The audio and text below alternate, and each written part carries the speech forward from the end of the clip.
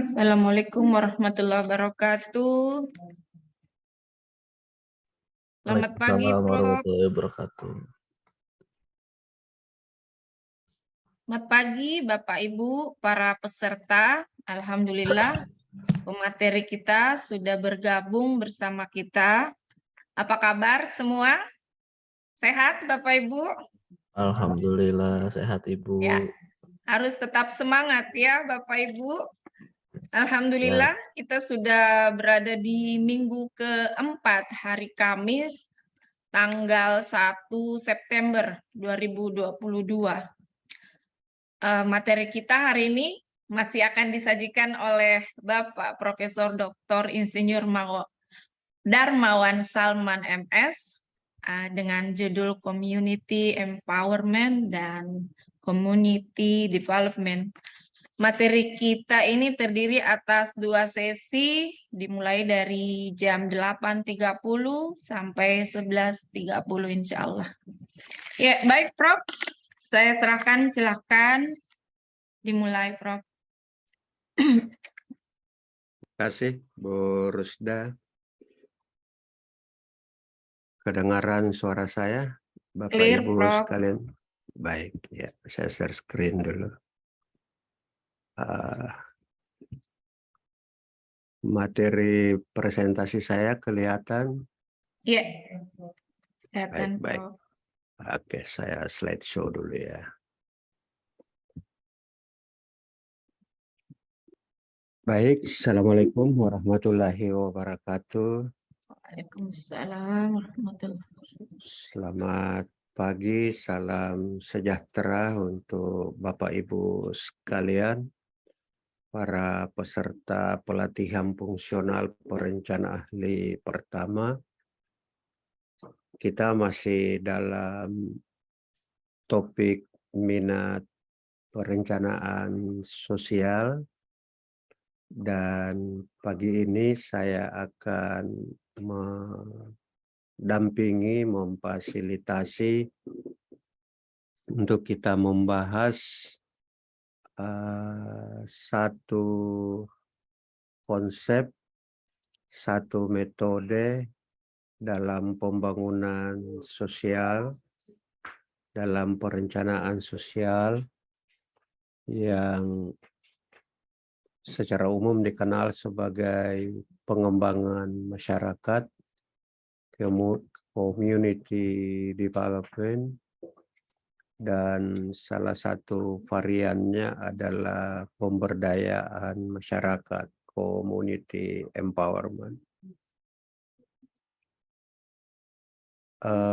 Secara arkeologi pengetahuan, sebenarnya konsep community development itu lebih duluan lahir, berkembang dibanding konsep community empowerment, pemberdayaan masyarakat. Ini kita mau kontekskan ke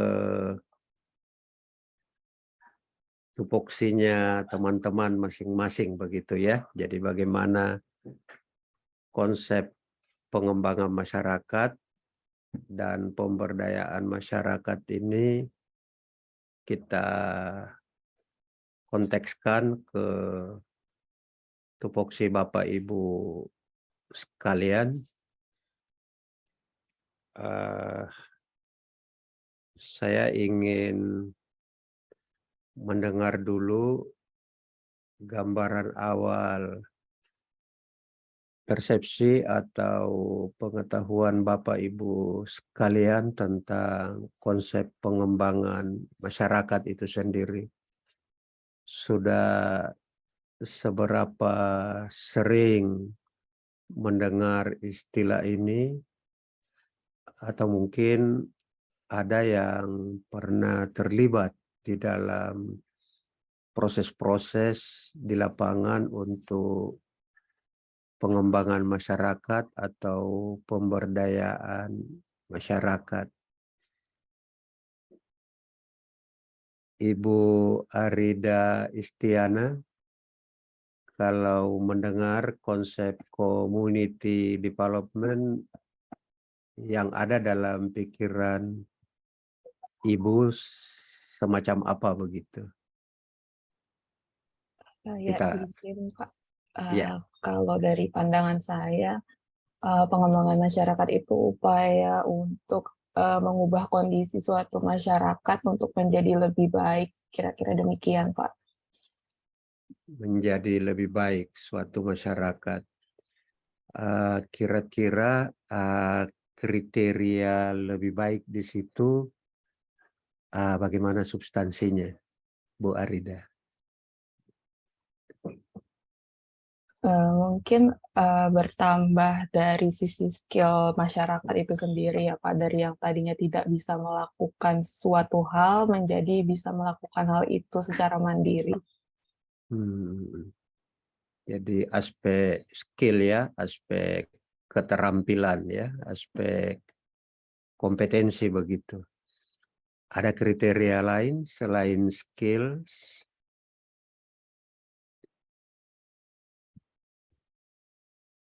Oke, Ibu Melga. Ibu Melga, kalau terbaca konsep community development, community empowerment, apa yang Ibu bayangkan begitu? Izin Pak, kalau menurut saya misalkan seperti kasus COVID ini Pak yang vaksinasi, Yap. pemberdayaan misalnya menggunakan Karang Taruna atau komunitas ibu-ibu PPK, PKK, misalnya untuk membantu untuk apa ya sebagai perpanjangan tangan pemerintah untuk menggerakkan masyarakatnya gitu Pak, untuk membantu programnya pemerintah, misalnya seperti itu Pak. Oke, ini satu perspektif juga, jadi community development dilihat sebagai upaya pemerintah menjadikan elemen-elemen masyarakat sebagai pelaku ya suatu program, dan dia menjadi semacam istilah Bu Melga tadi, perpanjangan tangannya pemerintah begitu. Dari teman-teman pemerintah daerah bagaimana? Bu Betty, Kapuas Hulu.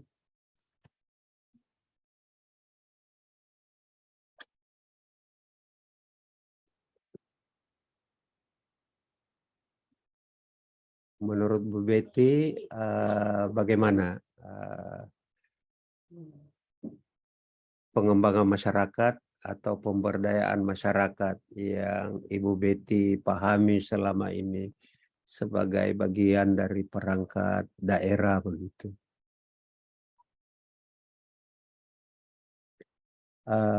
Belum keluar suaranya, Bu Betty.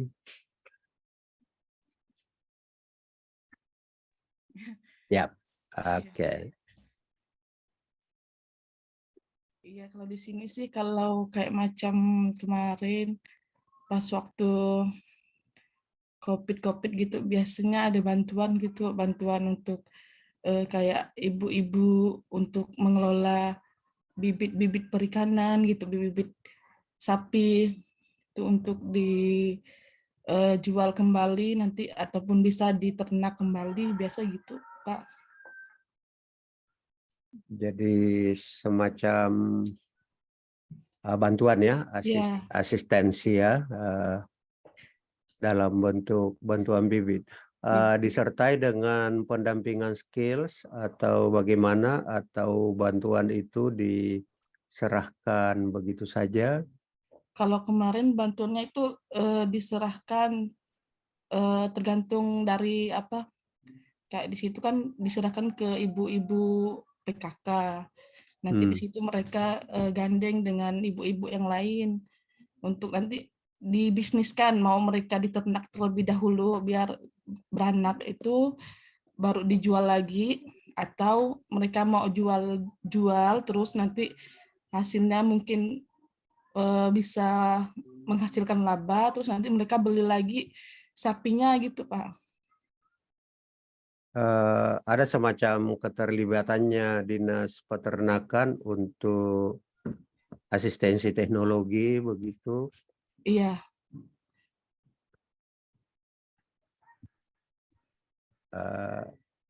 Atau dibiarkan saja masyarakat yang kalau kemarin memikirkan ini sih bantuan dari itu Pak, dari dana desa. dana desa ya. Iya. Tapi tidak ada kolaborasinya dengan Dinas Pertanian atau Peternakan begitu di Kemarin dalam. yang saya lihat di lapangan sih, maksudnya secara tidak terlihat, Gitu hanya ya. semacam kayak hibah gitu ya. Semacam hibah ya. Iya. Oke. Kira-kira bagaimana pandangannya teman-teman dari BRIN ya? Teman-teman dari BRIN, halo? Mana ini barisan BRIN?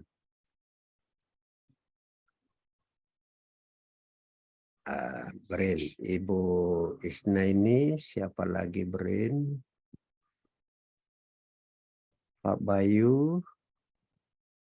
Siapa yang mau mewakili BRIN kira-kira dalam konteks BRIN, komunitinya itu siapa begitu? Dan bagaimana community ini di-develop, dikembangkan begitu. Pak Bayu, ada pemikiran? Ya, mohon izin Pak. Yap. Kalau menurut saya sih community development itu adalah suatu proses penguatan masyarakat untuk berpartisipasi itu dalam pengembangan masyarakatnya, untuk partisipasi aktif di dalamnya seperti itu. Itu per definisi ya masyarakat. Seperti itu. Kalau konteks tupoksi kita di BRIN, kita perencana BRIN misalnya, kita di sekretariat atau apa ya di BRIN ya bagian sekretariat ya yang menyusun perencanaan. Kliennya kan para periset ya, para peneliti begitu. Bagaimana konteksnya kira-kira ya? Apakah penelitinya yang kita harapkan berperan di lapangan mendorong pengembangan masyarakat, atau penelitinya yang kita lihat sebagai sebuah komunitas begitu? Kira-kira bagaimana kita memahami hal ini? Apa community itu selalu dalam arti masyarakat di lapangan, atau community itu misalnya kita bayangkan asosiasi periset, asosiasi peneliti bidang katakanlah economical behavior begitu. Iya, bisa Pak. Jadi itu riset itu bisa membentuk suatu komunitas ya, sehingga nanti hasil dari risetnya itu bisa dikembangkan ke masyarakat seperti itu. Oke, gitu ya. Baik, saudara-saudara sekalian, jadi saya kira teman-teman sudah punya semacam wawasan dasar tentang community development itu sendiri. Bappenas itu banyak-banyak bekerja sama dengan donor di dalam program-program yang kerangkanya itu bersifat pemberdayaan masyarakat. Yang saya tahu misalnya dengan JICA, dengan UNDP, dan seterusnya. Ibu Yuki, ada pernah bersentuhan dengan program-program di Bappenas yang kerjasama dengan donor yang kerangkanya pengembangan masyarakat atau pemberdayaan masyarakat? Iya izin Bapak. Kalau Ya. untuk saya sendiri selama di Bappenas belum pernah yang bekerja sama dengan donor Pak untuk pemberdayaan masyarakat. Namun kalau di Bappenas sendiri di direktorat saya ada yang OGI Pak. Tapi kalau OGI itu lebih ke keterbukaan masyarakat sih Pak. Gitu Pak. Akuntabilitas, keterbukaan di situ accountability atau openness begitu? Accountability Pak. Accountability ya. Iya. Jadi semacam social accountability begitu. Ya, karena memang misalnya lembaga-lembaga swadaya masyarakat, NGO, memang di sana juga semakin didorong social accountability begitu. Ya, tujuan pembelajaran kita pada sesi ini lebih kepada pemahaman konsep. Namun demikian pada bagian akhir tetap ada latihan yang saya berikan karena ini pelatihan tuh. Jadi kalau pelatihan ada latihannya kan? Bagaimana Bu Jovita? Begitu ya, kalau pelatihan ada latihannya ya? Iya Bapak. Kalau workshop ada shoppingnya dan ada workingnya gitu ya? Betul sekali Bapak. Workshop. Jadi siang sampai sore work, malamnya shopping. Itu workshop. Kalau pelatihan materi dan latihan. Tujuan pembelajaran kita, kami berharap setelah mengikuti sesi ini minimal Bapak Ibu sekalian dapat menjelaskan konsep dan kerangka pengembangan masyarakat serta konsep dan kerangka pemberdayaan masyarakat, di mana persamaannya dan di mana perbedaan antara pengembangan masyarakat dan pemberdayaan masyarakat. Namun demikian, saya berharap Bapak Ibu sekalian juga memahami metodologi, aspek metodologi dari pengembangan masyarakat dan pemberdayaan masyarakat itu. Jadi kita akan membahas pengertian dan prinsip dasar dalam pengembangan masyarakat dan pemberdayaan masyarakat, dan materi berikutnya bagaimana langkah-langkah operasional yang umum di dalam pengembangan masyarakat dan pemberdayaan masyarakat itu. Kita akan memikirkan bagaimana langkah-langkah itu dikontekskan pada instansi Bapak Ibu sekalian.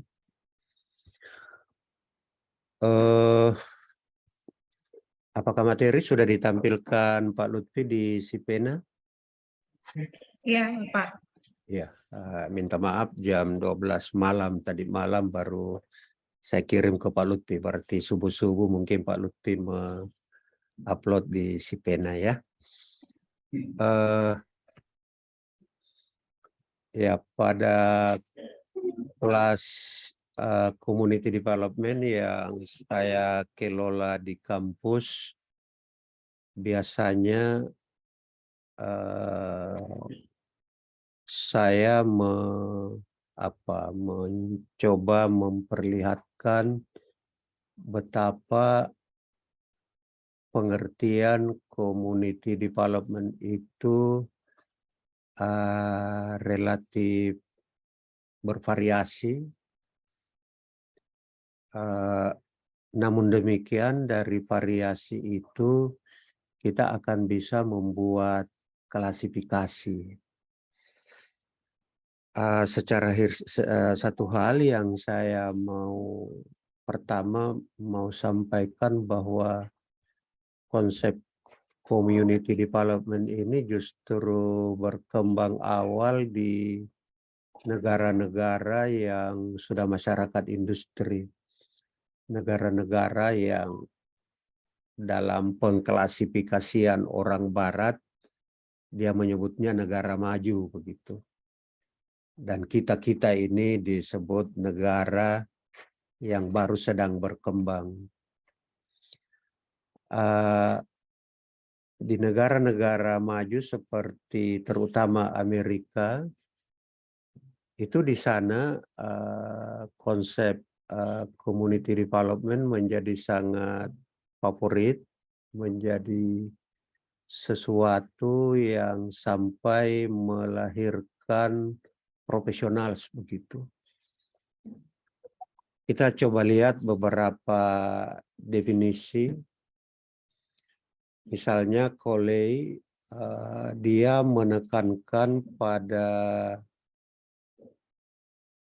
aktivitas yang sifatnya deliberatif, demokratis, dan fokusnya pada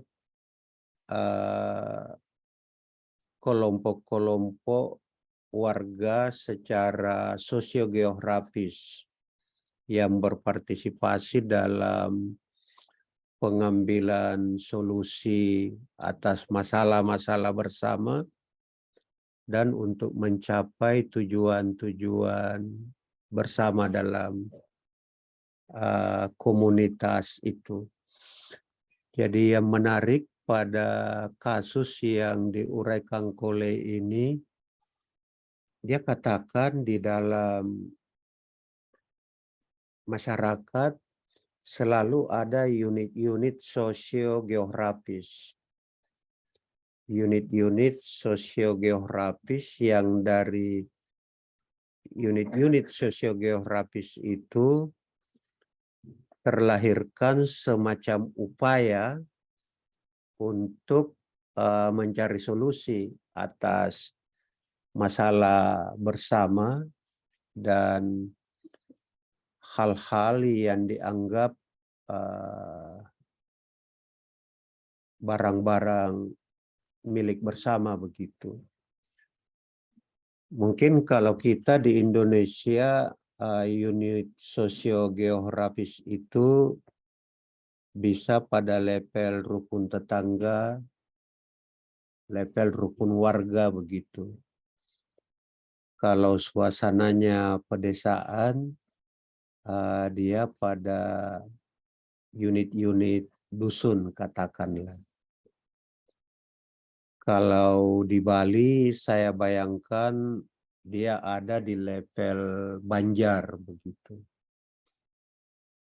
Kalau di Papua mungkin dia ada unit sosiogeografisnya itu pada kumpulan-kumpulan rumah pertetanggaan di level kampung.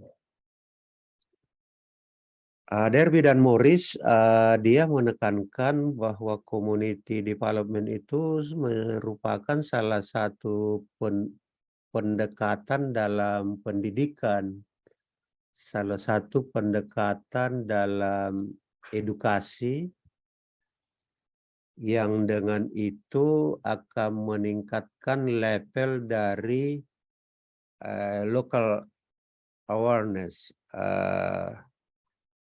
kesadaran lokal, bahkan sampai kepada kesadaran kritis di level lokal, dan dia bisa meningkatkan rasa percaya diri dan ability, kemampuan dari kelompok-kelompok komunitas untuk mengidentifikasi dan mengatasi problem-problem mereka sendiri.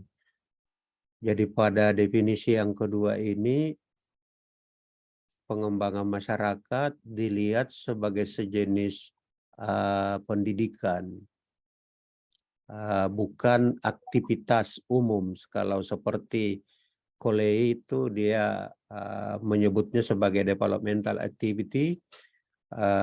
Kalau Derby dan Morris melihatnya sebagai pendekatan pendidikan.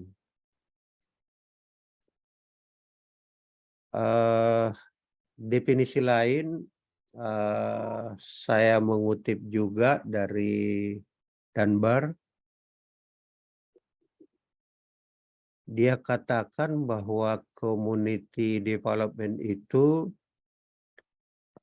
merupakan serangkaian peningkatan komunitas, serangkaian perbaikan dalam komunitas yang berjalan sepanjang waktu sebagai hasil dari upaya bersama berbagai kelompok dalam komunitas itu, kelompok orang-orang dalam komunitas itu. Jadi dua definisi ini penekanannya pada kelompok. Kalau yang pertama penekanannya pada socio-geographical units, unit-unit sosiogeografis. Tapi definisi yang kedua, dia cenderung menganggap energi sosial, energi community itu bersumber dari grup, dari kelompok yang ada dalam komunitas itu. Bagi dua definisi yang terakhir, sulit membayangkan lahirnya energi sosial tanpa ada pengelompokan di dalam masyarakat. Katakanlah tadi Ibu Melga menyebut Karang Taruna. Karang Taruna itu semacam pengelompokan. PKK juga itu semacam pengelompokan. Pengelompokan dari sejumlah ibu-ibu barangkali ya. PKK itu ada anggotanya laki-laki kah Ibu Melga? Sepertinya ibu-ibu, Pak. Iya ya, ibu-ibu ya. Harus ibu-ibu ya. Yang gadis-gadis tidak boleh begitu. Aduh, saya kurang paham, Pak. Oke. Nanti kita yang Pemda yang tahu ini. PKK itu isinya apa begitu ya. Yang jelas semacam pengelompokannya ibu-ibu. Kalau Karang Taruna, pengelompokan anak muda, para taruna-taruna, membentuk energi sosial sedemikian rupa sehingga bisa men-tackle problem-problem lokal begitu. Saya kutip lagi 3 definisi yang terakhir.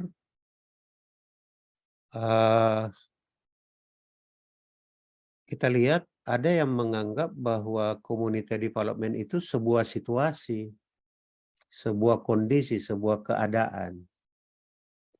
Jadi kalau yang sebelum-sebelumnya ada yang menggunakan kata kerja, activity dan seterusnya, kalau ini dia adalah sebuah situasi yang di dalamnya sejumlah kelompok biasanya berbasis pada lokality, apakah lokali itu pertetanggaan atau lokality itu lokal community.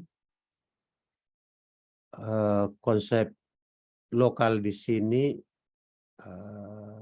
banyak-banyak diperdalam oleh seorang konsultan Bank Dunia namanya Norman Apov. Dia yang pernah sangat intens mempromosikan konsep locality. Jadi situasi yang di dalamnya sejumlah kelompok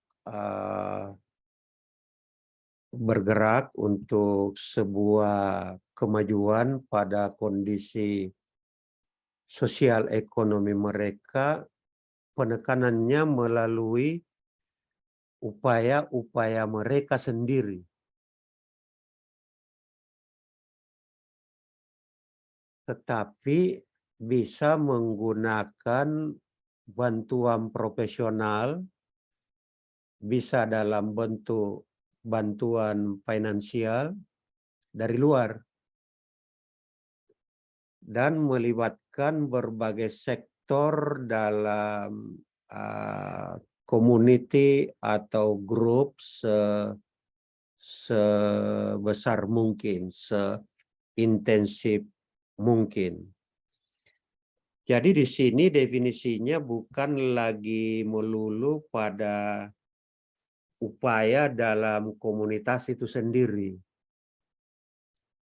Definisi ini mulai menghubungkannya dengan keterlibatan pihak luar yang bisa memberikan sejumlah asistensi seperti yang mungkin tadi dicontohkan Ibu Betty. Ada bantuan bibit-bibit, ada bantuan pakan ternak, atau seperti yang dicontohkan Ibu Arida tadi, ada penguatan skills, dan penguatan skills itu melibatkan peranan professional assistance dari luar begitu. Ini agak kontras dengan, coba lihat definisi berikutnya, tindakan oleh warga, oleh people yang membuka dan memelihara saluran-saluran komunikasi dan kerjasama di antara kelompok lokal itu sendiri. Jadi penekanannya dia pada saling komunikasi dan kerjasama di antara berbagai kelompok dalam sebuah community. Yang terakhir, saya mengutip 6 saja. Kalau saya mengutip semua, itu kan jadinya saya menyalin buku begitu toh. Jadi saya mengutip beberapa definisi yang kelihatan kontrasnya satu sama lain.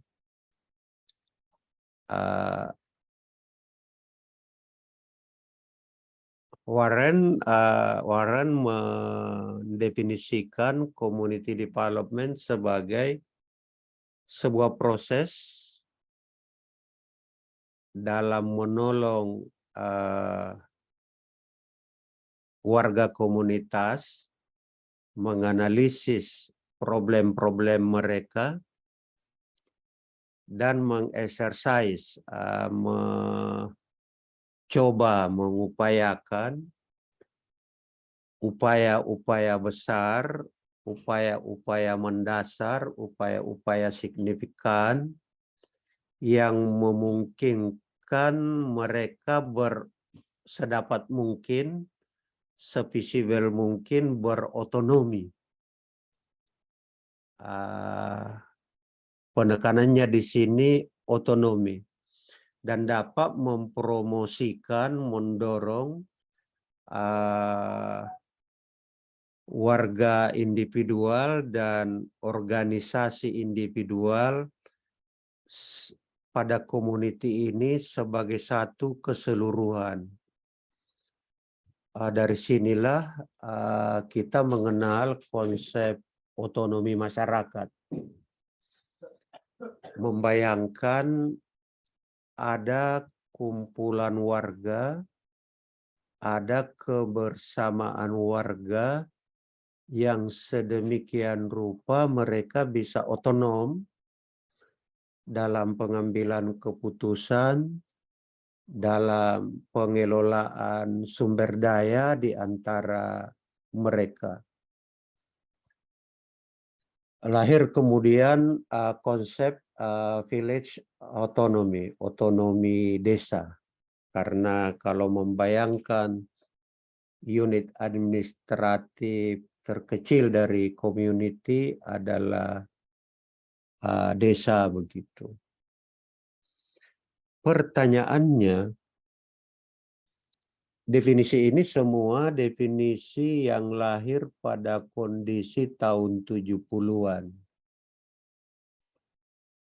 Kalau kata dasar dari community adalah common, bersama, kira-kira kalau kita membentuk grup WhatsApp, lalu di situ kita berkomunikasi secara intensif, pagi-pagi terbuka mata, kita buka HP, yang pertama kita buka grup-grup itu, apa pesan yang muncul. Kira-kira itu bisa kita definisikan juga sebagai community kira-kira ya. Ada teman-teman yang punya pandangan dengan maraknya grup-grup WA, grup WA alumni SMA 1 Makassar, grup WA alumni ini, grup WA macam-macam lah begitu. Apakah communality, kebersamaan yang lahir di situ pada muaranya bisa kita definisikan juga sebagai community kira-kira? Saya mau mendengar dulu pandangan teman-teman. Siapa yang secara sukarelawan bisa berpendapat? Pak Auladi, berapa grup WA di HP-nya? Ya, Prof. Kalau grup WA banyak ya, terkait komunitas mulai SD, SMP, SMA, kuliah, kerja, semua. Dan ada komunitas-komunitas juga. Gitu ya? Iya, sampai sekarang pun masih aktif semuanya untuk berkomunikasi antar gitu. Tapi tidak ada grup para mantan, toh? Tidak ada barisan para. Oke. Ada yang punya pandangan berbeda? Jadi sekarang ada dalam sosiologi konsep virtual community begitu ya. Komunitas-komunitas online. Jadi saya kira para sosiolog nanti, para peminat community development akan sampai kepada pembahasan bagaimana energi sosial yang bisa lahir dari komunitas-komunitas yang terkoneksi pada jejaring online dengan teknologi komunikasi yang sangat pesat perkembangannya sekarang. Ketika kita melakukan Zoom meeting 3 hari ini, itu juga kan sebenarnya kita berinteraksi pada situasi semacam community begitu. Dan ada efek-efek pengembangan di dalamnya. Ya. Jadi maksud saya ke depannya bisa saja konsep community development akan kita integrasikan dengan peranan kemajuan dari teknologi digital. Di bidang saya di pertanian, kita sudah mendorong digital extension, penyuluhan berbasis teknologi digital. Jadi penyuluh dan petani masing-masing punya smartphone dan mereka menyampaikan pesan-pesan inovasi lewat saluran itu. Bapak Ibu sekalian,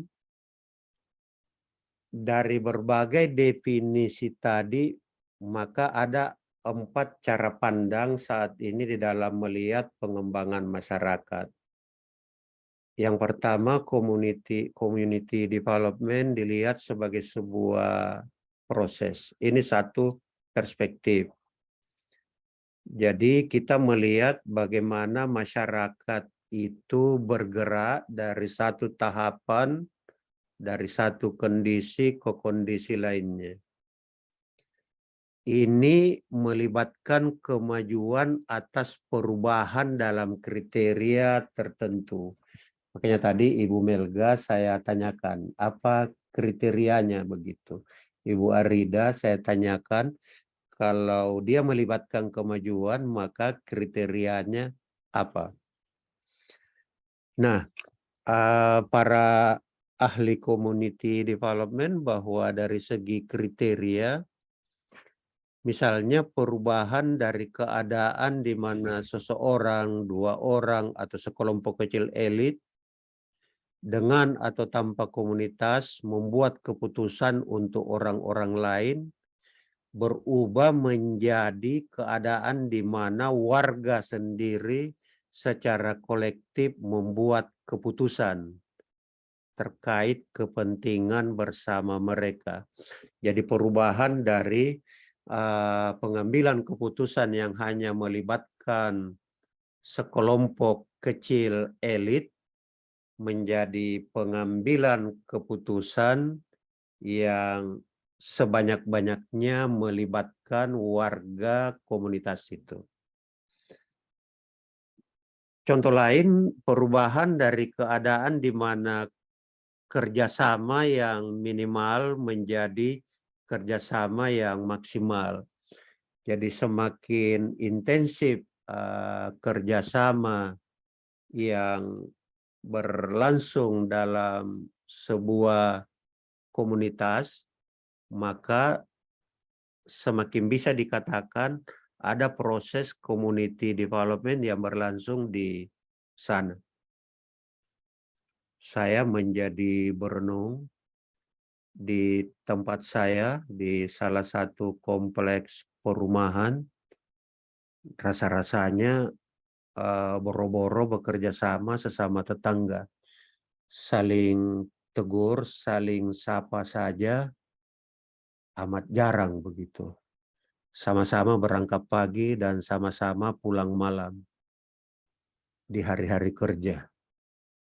Di hari-hari libur sama-sama pergi berlibur, sama-sama pulang, sehingga dalam sebulan tidak kelihatan itu interaksi, apalagi kerjasama. Kondisi demikian dikatakan bahwa itu kondisi di mana community development tidak berjalan. Contoh lain dari keadaan di mana level partisipasinya rendah menjadi level partisipasi yang tinggi, ada dicontohkan tadi, dari keadaan di mana semua sumber daya dan keahlian datang dari luar. Coba Bu Betty.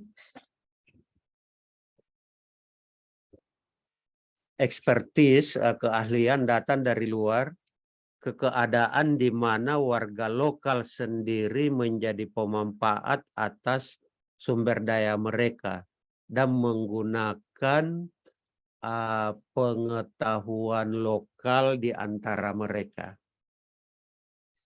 Penekanannya pada proses ini adalah warga lokalnya itu sendiri secara sosial dan psikologis. Perubahan yang terjadi pada warga lokal. Di situ pengembangan masyarakat kita lihat sebagai suatu proses. Bagaimana dengan pengembangan masyarakat sebagai suatu metode? Di sini pengembangan masyarakat dilihat sebagai cara untuk mencapai hasil. Dia sebuah jalan untuk bekerja yang dengan itu tujuan dicapai. Adapun metode lain seperti mendorong perubahan melalui perintah atau arahan, melalui pemberian imbalan, atau dengan edukasi, dia dapat menjadi pelengkap atas metode pengembangan masyarakat itu dalam rangka mencapai kehendak atau tujuan dari pengguna metode ini. Pengguna metode pengembangan masyarakat ini bisa saja pemerintah pusat, bisa agen swasta, atau warga lokal itu sendiri. Jadi community development dilihat sebagai metode yang bisa dimanfaatkan oleh siapa saja, bukan cuma oleh community. Proses PM diarahkan pada tujuan tertentu, terlepas apakah itu memberi kemanfaatan atau tidak pada warga komunitas lokal. Tergantung kepada tujuan dalam pandangan dan kriteria dari pihak yang menerapkan pengembangan masyarakat sebagai metode. Penekanannya pada hasil, ends yang mau dicapai. Jadi misalnya ketika saya diminta sejumlah korporasi merencanakan pemanfaatan dana CSR mereka untuk community development, itu sangat terasa bahwa pengembangan masyarakat di situ lebih dilihat sebagai metode, sebagai cara untuk tercapainya tujuan dari korporasi itu.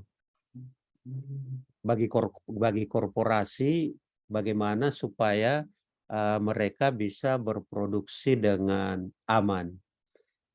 Tidak ada demonstrasi, tidak ada pemblokiran jalan, dan sebagainya.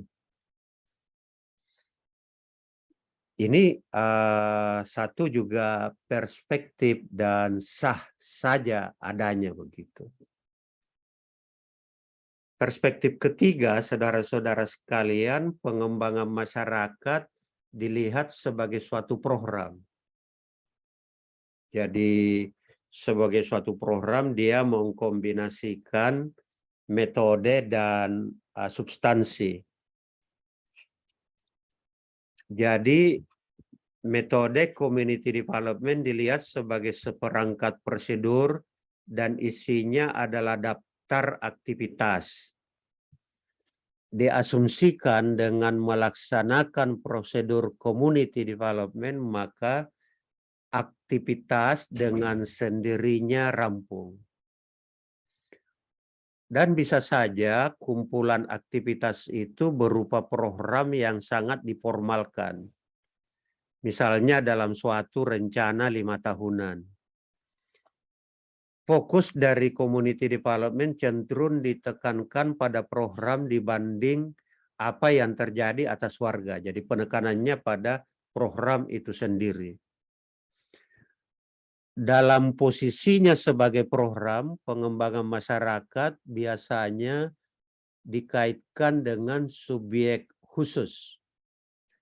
Seperti dalam pelayanan kesehatan, bagaimana Dinas Kesehatan atau Kementerian Kesehatan mengefektifkan tujuan yang terkait dengan perbaikan angka harapan hidup, perbaikan derajat kesehatan masyarakat dengan mendorong program-program yang isinya rangkaian aktivitas berbasis community development.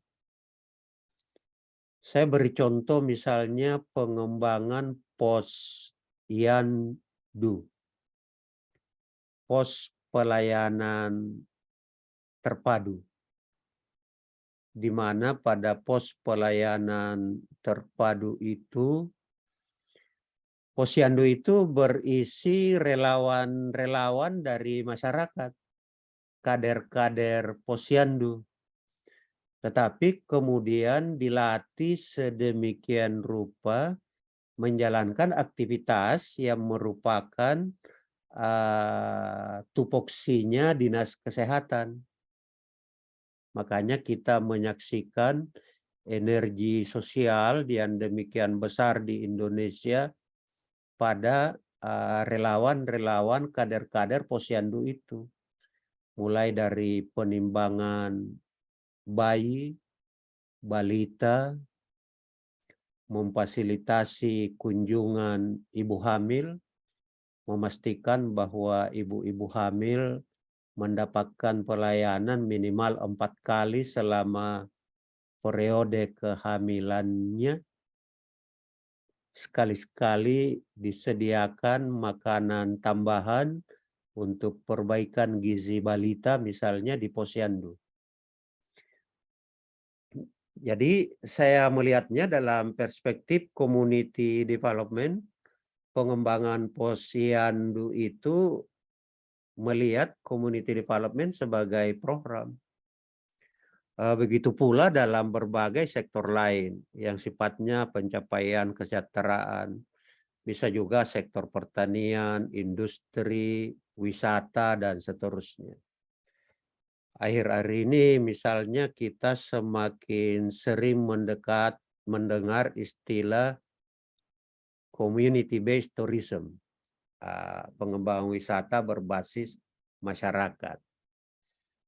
Yang Ibu Betty contohkan tadi, yang peternakan, itu kalau di-arrange dengan baik, maka itu adalah pengembangan masyarakat dilihat sebagai program. Perspektif yang keempat adalah pengembangan masyarakat sebagai gerakan sosial.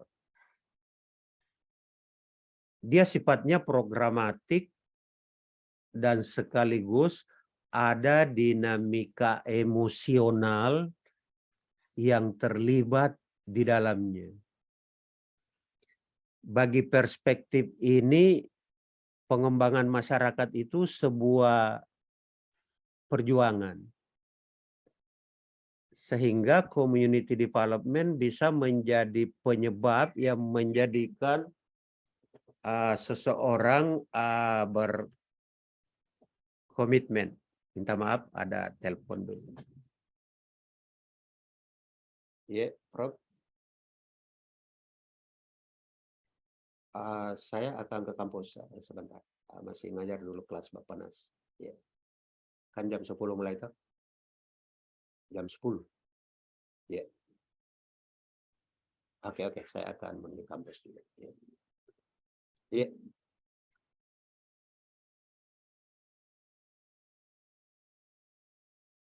Oh gitu deh. Oke. Ya.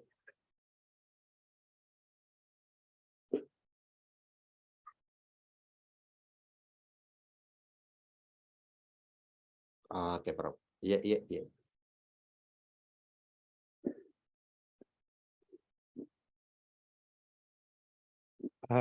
Teman-teman sekalian, disinilah pengembangan masyarakat itu banyak melibatkan aktivis. Jadi lembaga-lembaga swadaya masyarakat, aktivis gerakan sosial, melihat community development itu sebagai sebuah movement, sebuah gerakan sosial begitu. Dan biasanya level komitmen mereka lebih keras, lebih lebih fundamental, mungkin kurang cocok ya istilahnya. Pokoknya level komitmennya lebih tinggi begitu, karena ada ikatan emosional dari mereka yang terlibat. Tentu saja kita orang pemerintah akan lebih banyak pada terutama yang kedua dan ketiga. Perspektif community development sebagai metode dan perspektif community development sebagai program begitu.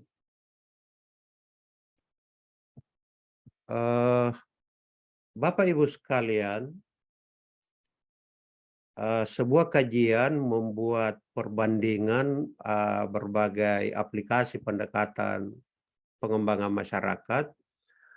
Pada akhirnya pengembangan masyarakat itu berkembang dalam 3 tema secara praktis. Ada pengembangan masyarakat yang orientasinya mendorong masyarakat bisa menolong diri sendiri.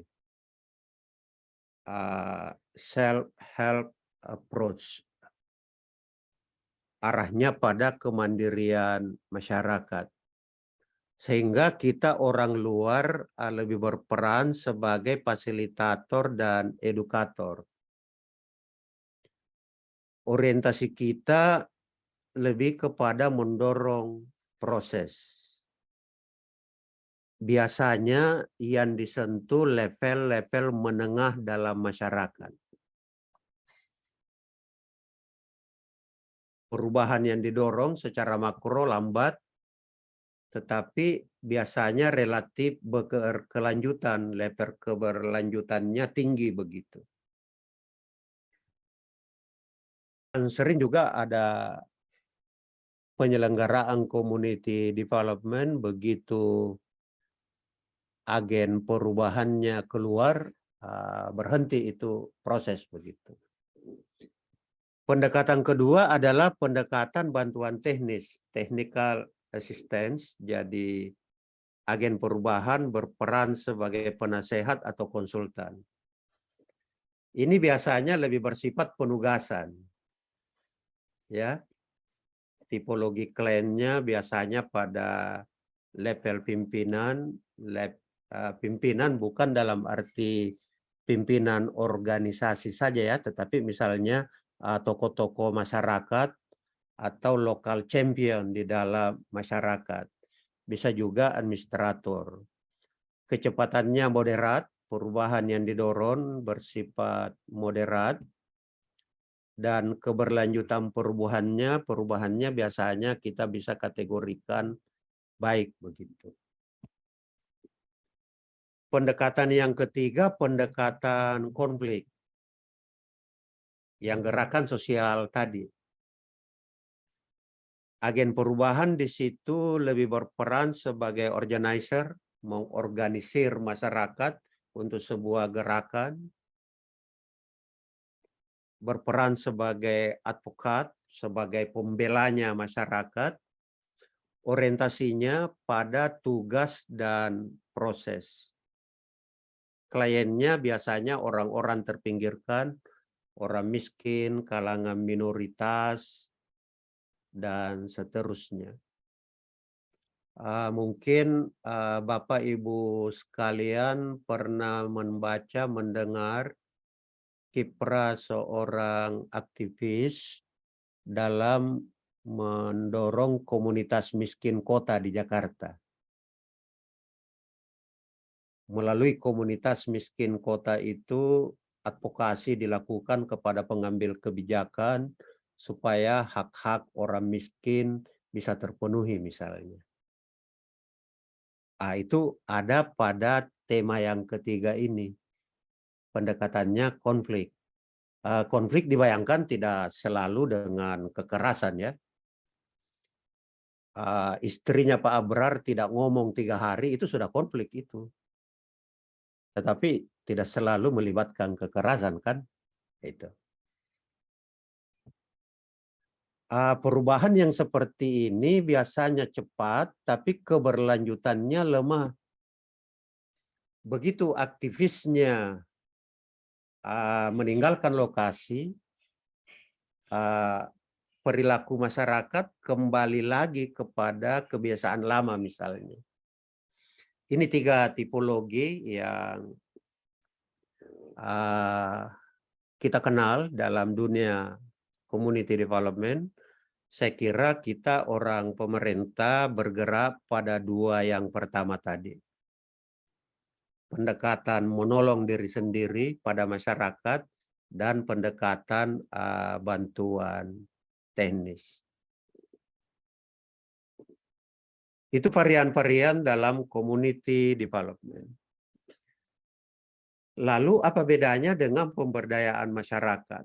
Saya mengutip John Friedman lagi pada bukunya yang lain.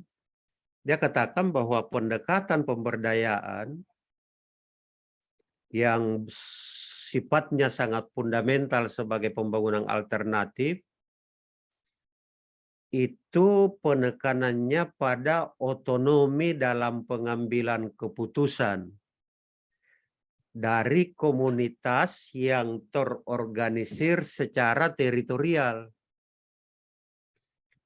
memiliki kemandirian lokal, local self-reliance, berjalan direct demokrasi, partisipasi yang sifatnya langsung, dan yang sering saya singgung kemarin, ada experiential social learning yang berjalan.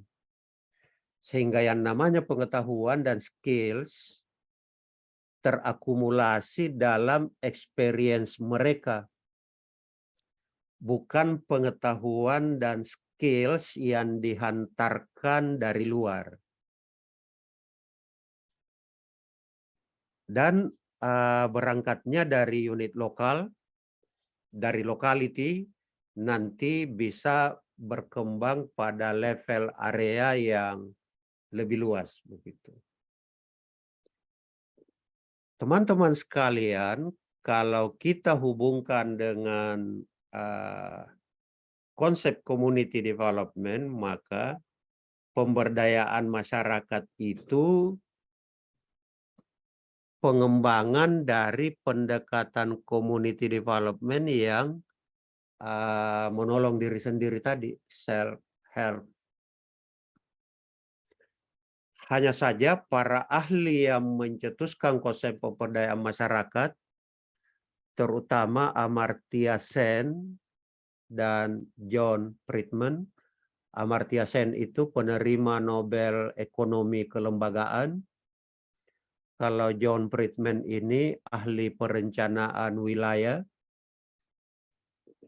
Dua pakar ini cenderung menekankan bahwa pemberdayaan masyarakat lahir dari latar adanya capability deprivation, deprivasi pemunduran, penurunan. Tapi kalau INSIS di Jogja menerjemahkannya perampasan. Ada perampasan daya dari komunitas dan daya itu perlu direbut kembali begitu. Di situ dia muatan ideologisnya pemberdayaan masyarakat. Makanya saya sering dalam diskusi dengan teman-teman sering memperingatkan hati-hati dengan konsep pemberdayaan masyarakat. Karena kalau kita dalami secara filosofis, terutama pikirannya Amartya Sen dan John Friedman, ada yang agak ideologis di situ. Keberpihakannya jelas, ya. Jadi dia tidak bisa kita campur dengan katakanlah bantuan teknis, tidak boleh juga masuk sampai ke konflik. Dia penekanannya pada otonomi. Dan otonomi itu dicapai melalui experiential social learning. Saya pernah terlibat langsung pada beberapa aktivitas yang bertipe seperti ini, terutama dalam mendorong social forestry, perhutanan sosial, memberdayakan komunitas pinggir hutan untuk secara relatif otonom dalam bentuk kelompok petani pinggir hutan, mendapatkan akses dan mengelola lahan-lahan yang sebelumnya diklaim sebagai hutan negara atau hutan swasta menjadi kuasa dari masyarakat untuk mereka kelola begitu. Saya melihat program Pak Jokowi terkait dengan perhutanan sosial sebenarnya ada latarnya yang ke arah demikian.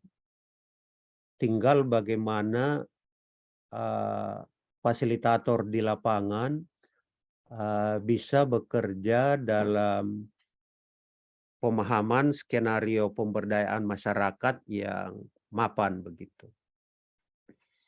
Teman-teman sekalian, bagian terakhir saya ingin menjelaskan bagaimana langkah-langkah teknis kalau kita bekerja di lapangan begitu. Saya tahu teman-teman sekalian sekarang masih lebih banyak pada tahap mengolah data sekunder, tetapi kan tidak tertutup kemungkinan dalam karirnya ke depan bisa saja terlibat dalam aktivitas yang kita harus tinggal di lapangan bersama masyarakat pada berbagai sektor. Apa yang dilakukan kalau kita di lapangan? Tahap pertama ada yang disebut dengan penyadaran. Langkah pertama adalah penyadaran kepada masyarakat itu. Nah, penyadaran ini ada variasinya. Penanaman kesadaran kritis atas situasi masalah yang dihadapi oleh suatu komunitas. Kalau perspektifnya gerakan sosial, penyadaran kritis merupakan upaya mentransformasikan kesadaran magis menjadi kesadaran naif dan pada akhirnya kesadaran kritis.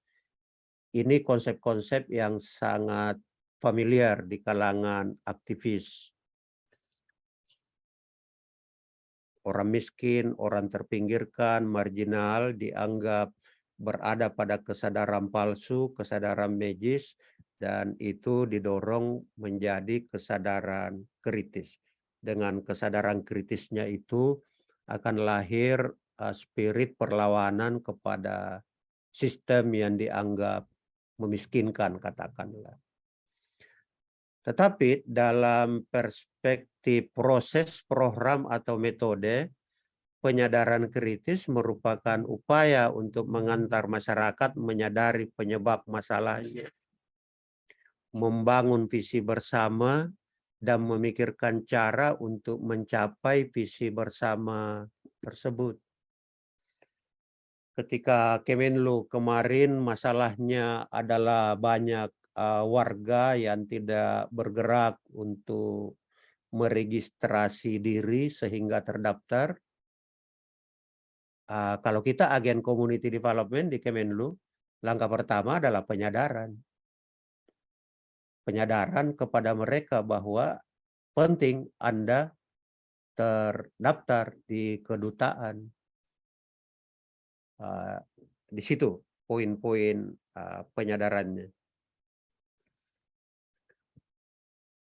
Langkah kedua adalah tahapan yang disebut pengorganisasian masyarakat. Tahapan konsolidasi warga individual menjadi unit kolektivitas berbasis bisa unit sosiogeografis, kelompok, organisasi, lembaga, bahkan bisa berbasis wilayah. Kalau kami di pertanian bisa berbasis daerah aliran sungai. Jadi kita mengorganisir masyarakat dalam kesadaran sosiogeografis daerah aliran sungai misalnya. Itu berbasis wilayah jadinya. Kalau perspektifnya gerakan sosial, organisasi itu dijadikan wadah untuk posisi tawar, bargaining position, dalam menghadapi pihak yang lebih kuat. Tetapi kalau perspektifnya yang lain tadi, apakah proses, metode, dan program, organisasi merupakan wadah untuk konsolidasi sumber daya, share learning, kerjasama, dan sebagainya. Dia lebih moderat, bukan pada bargaining position. Itu langkah yang kedua. Langkah yang ketiga, peningkatan kemampuan. Capability building. Tahapan di mana pengetahuan dan keterampilan teknis atau manajerial ditingkatkan agar lebih mampu mengelola sumber daya pada lingkungannya. Nah, ini kembali berbeda kalau perspektifnya gerakan sosial, peningkatan kemampuan teknis tidak menjadi penekanan. Bagi mereka adalah energi untuk perlawanan. Tetapi dalam perspektif metode dan program, peningkatan kemampuan itu menjadi penekanan karena dengan itulah tujuan, baik tujuan itu didefinisikan oleh masyarakat maupun oleh disitulah pengembangan dan pemberdayaan masyarakat, kita mengenal edukasi, pelatihan, magang, pendampingan teknis, pendampingan manajerial, dan sebagainya. Jadi kita di dunia pemerintah, bantuan teknis tetap menjadi bagian dari pemberdayaan masyarakat. Berbeda dengan kalau perspektifnya gerakan sosial, capability building yang sifatnya teknis, tidak terlalu menjadi penekanan. Tahap keempat adalah penguatan sumber daya. Seringkali ketika tiga tahapan pertama yang berjalan, proses perubahan tidak terakselerasi, maka masyarakat difasilitasi untuk menguatkan sumber daya mereka. Baik konsolidasi sumber daya internal maupun melalui sumber daya yang diantarkan dari luar komunitas. Dalam perspektif gerakan sosial dan proses, yang ditekankan adalah konsolidasi sumber daya internal. Tetapi kalau perspektifnya program dan metode, penghantaran sumber daya dari luar bisa juga diandalkan selain konsolidasi sumber daya internal dalam masyarakat. Saya pernah menjadi konsultan ahli di sebuah provinsi. Kita sampai kepada pertimbangan bahwa aliran dana ke masyarakat yang sudah dipersiapkan secara sosial diperlukan. Perubahan tidak akan cukup dengan mengkonsolidasikan kemampuan finansialnya masyarakat. Sehingga dalam APBD ada porsi dana yang dialokasikan untuk membackup penyadaran dan pengorganisasian serta peningkatan kemampuan yang sudah didorong tadi. Tahapan kelima, Bapak Ibu sekalian, tahapan politisasi.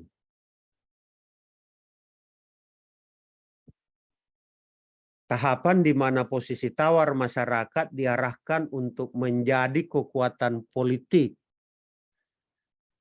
Yang paling radikal itu kalau dia arahkan mengganti rezim pengambil keputusan. Yang sedikit moderat mempengaruhi keputusan yang diambil. Dalam perspektif gerakan sosial, proses politisasi ini menjadi keniscayaan. Kalau perspektif kita gerakan sosial. Tetapi kalau perspektif community development yang kita anut, metode dan program, politisasi tidak menjadi penekanan. Kita lebih kepada peningkatan kesejahteraan dan sebagainya.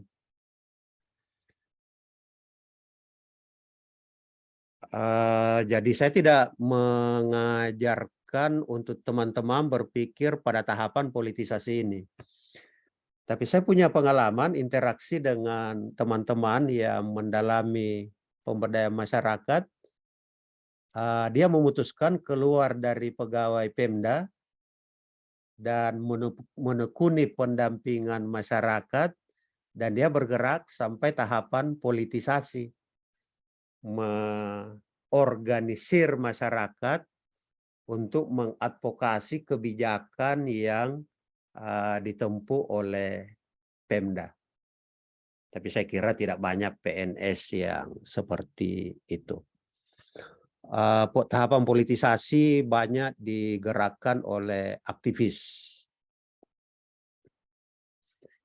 Itu biasanya Bapak Ibu sekalian 5 tahapan community development sekaligus community empowerment. Ada pertanyaan?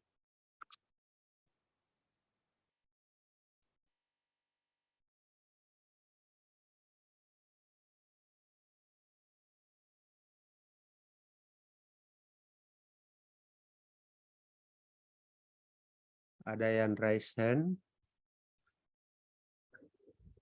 Jam 10. Kita masuk ke latihan.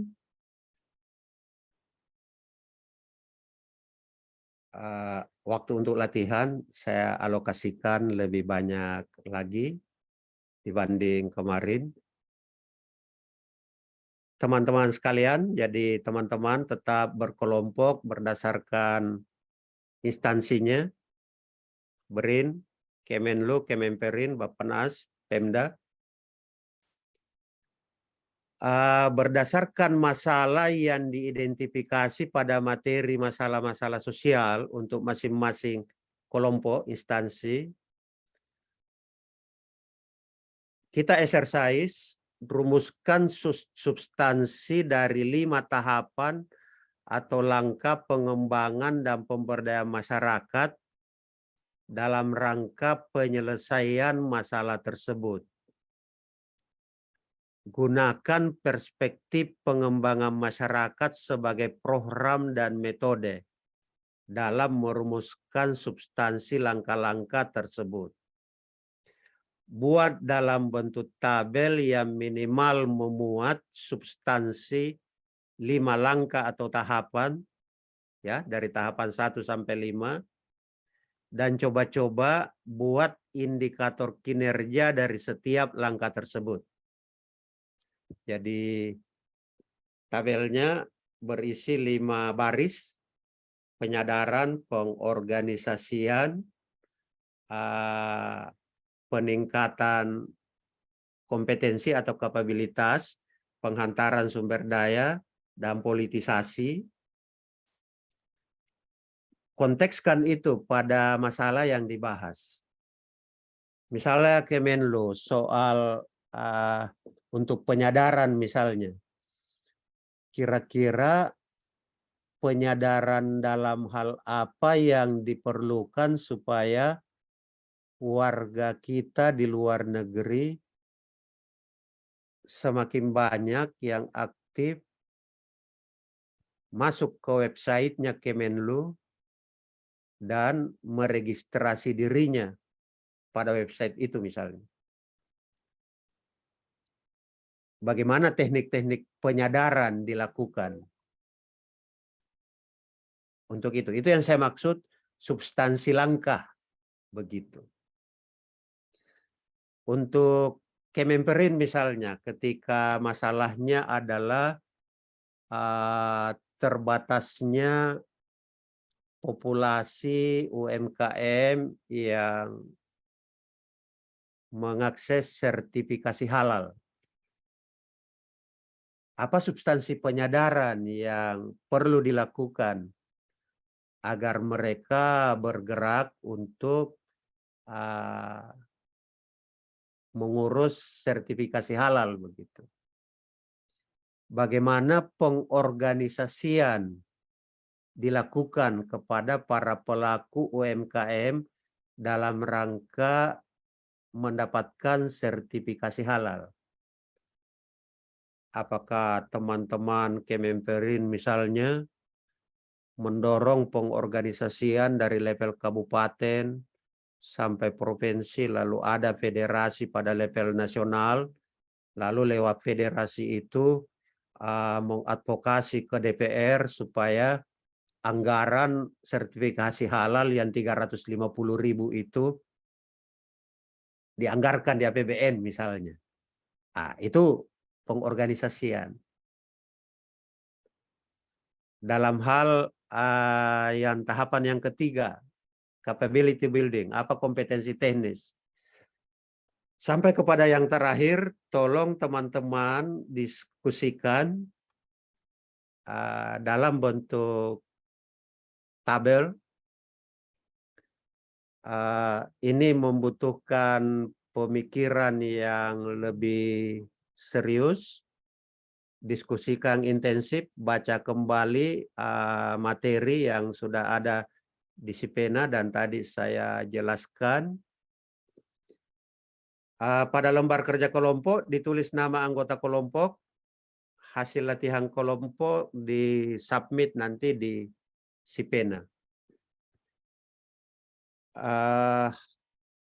Saya akan perjalanan ke kampus sekitar 1 jam, jadi saya beri waktu 1 jam kelompok bekerja. Pak Rensa Putra, cukup kira-kira itu 1 jam? Insya Allah, Prof. Dipotong dengan minum kopi dan apalah begitu toh di tempatnya masing-masing. Baik, Prof. Bagaimana Ibu Ayu, Brin? Aman? Brin kemarin masalahnya pada riset yang terkait kesehatan. Kontekskan apakah komunitasnya masyarakat penderita nafsa, pecandu nafsa, atau penelitinya yang dianalogkan sebagai community.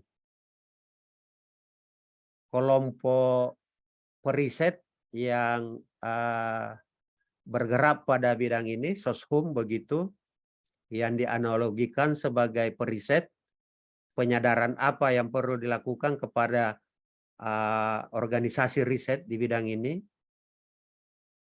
atau mau pada level community, penyadaran apa yang akan dilakukan kepada penyandang nafsa tadi begitu. Coba diskusikan dalam kelompok. Bagi saya dua-duanya sah-sah saja. Ada pertanyaan, Mbak Ita? Sampai saat ini belum. Oke, diskusi saja dalam kelompok. Pak Ancu di kantor? Siap, Prof. Seperti biasa, seperti kemarin, bikin room untuk masing-masing kelompok berdasarkan instansinya. Oke, Prof. Sudah dibuatkan, Prof. Bapak Ibu. Join Bapak Ibu.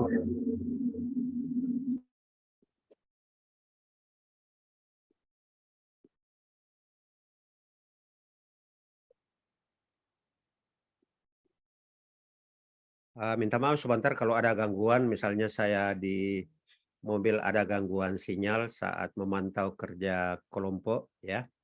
Tapi insya Allah kalau sudah tiba di kampus di ruangan saya, sinyal akan cukup baik begitu.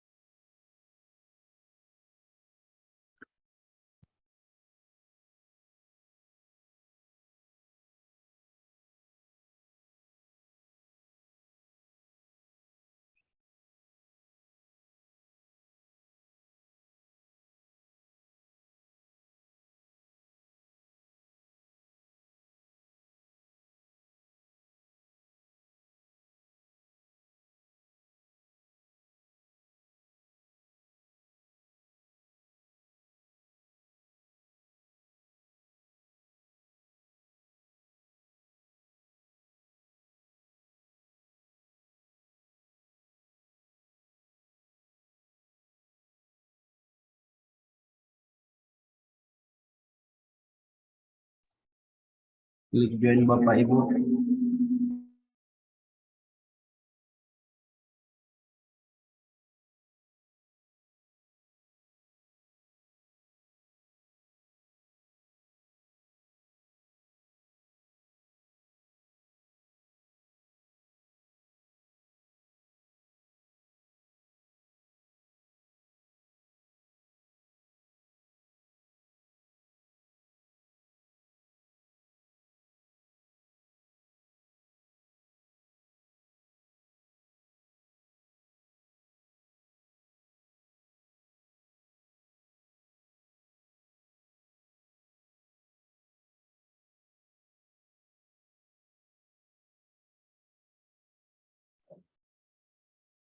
Ibu Rifka monitor. Apa ada masalah Ibu?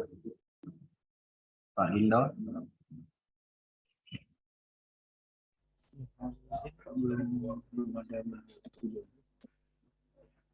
Ya Pak. Joinnya belum lagi Pak. Join grupnya.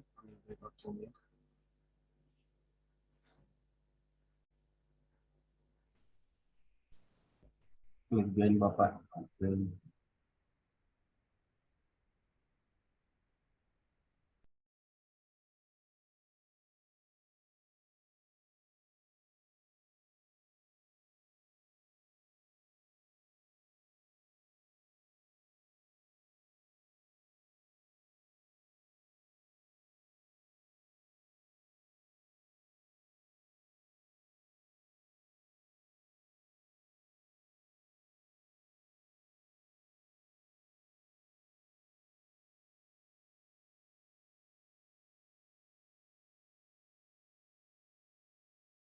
Katanya dapat. sih kalau kayak Monitor Bapak Ibu. uang makan minum jak lah nyebutnya tuh. Uang harian agak susah ya. Monitor Bapak Ibu. Karena kita nggak dikasih makan minum sama mereka kan. Direkam. Bapak Ibu. Permisi. Iya, Bang, iya Pak. Mohon ya merespon kuesionernya ya Pak. Ya, Pak. Ya Pak, makasih Pak infonya. Siapa yang ngomong? Pak Lutfi ya? Bukan Pak, siapa? Pak Pak, Kris itu. Pak siapa Bukan tadi? itu dari Dari pelaksana. BPKP. Pak habis siapa? loh. Aduh, gara-gara Bu Betty nih. Enggak. Siap Bu Betty dipanggil. Itu kan nggak masalah. Aduh, Bu Betty ini. Siap-siap Jadi Bu kepikiran Betty, mau cari tidak dapat celah uang duit. pulsa. Banyak lah kayak ada ndak gitu uang makan minum kami ndak makan minum nih gitu. Nggak enak Bu Betty. Oh ini nggak bisa Berarti presentasi berarti? penugasannya tuh diupload ya, bukan ndak di presentasi. Pakai ini ya. Apa namanya? Pak Rensya monitor Pak. Izin, iya Pak. Ya. Mohon merespon kuesionernya ya Pak. Siap Pak, terima kasih. Terima kasih Pak. Sudah diingatkan.